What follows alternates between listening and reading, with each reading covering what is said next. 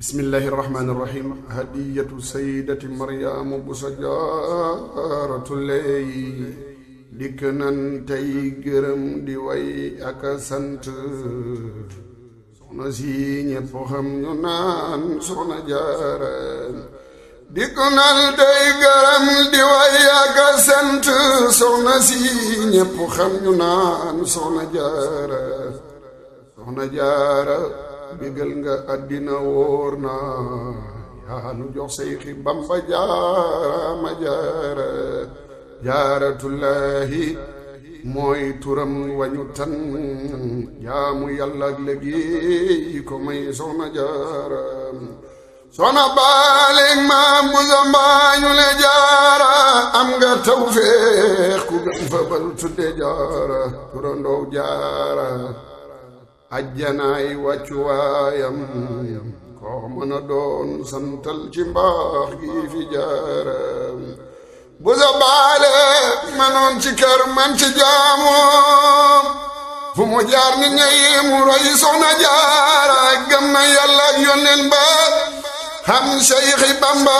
xam na boppam ba far mu doon soxna jaara daana jëf daana waar jigéen ña ca kër ya daana jàng ak liggéey ba doon soxna jaara xam-xamam wér na alxuraan xam na jaara am ca daan bind cër la woon cay jaara am na sañ-sañ bu rëy ci buur bi di yàlla mu ko ñaan daal mu def ko ngir moo di jaara Cheikhi Abdul Ahad waxam jaake yéeme nett leen ngir nu dolli waaru ci jaara noonu lislaam ba ñuy fexeel Seyxi Bamba def ko ci kam ngir tuxal doomi jaara malaayika teew ngir dañoo sopp Bamba ne dañuy jiima dimbali doomi jaara maam bu safar fa teew ba génne fa xaadim naa ko Seyxil Xadim wéyal man la jaara maam bu safar fa teew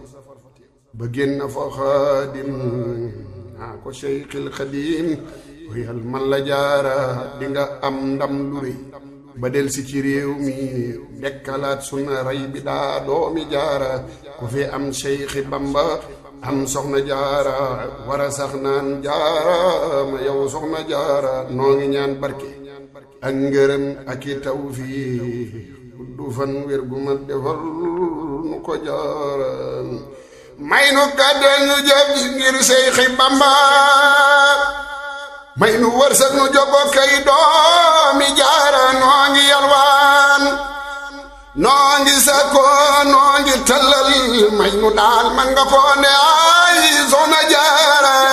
fu fi waayi tollu neel amiin ngir mu baawaan ngir nu am ngir nu jëf ba sant fi jaara jërëjëf rabbuna jaraw lak baali hakada Seyxina al-Xadim doomi jaara subhaana rabbika rabbil izzati ammaa yasifuun wa salaamun alal mursaliin walhamdulillaahi rabbil aalamiin wala falu sëriñ Hasan Buub di tawfeexi soxna jaara seenu donga sëriñ Mame Mbaye Guèye doon ko yëkkati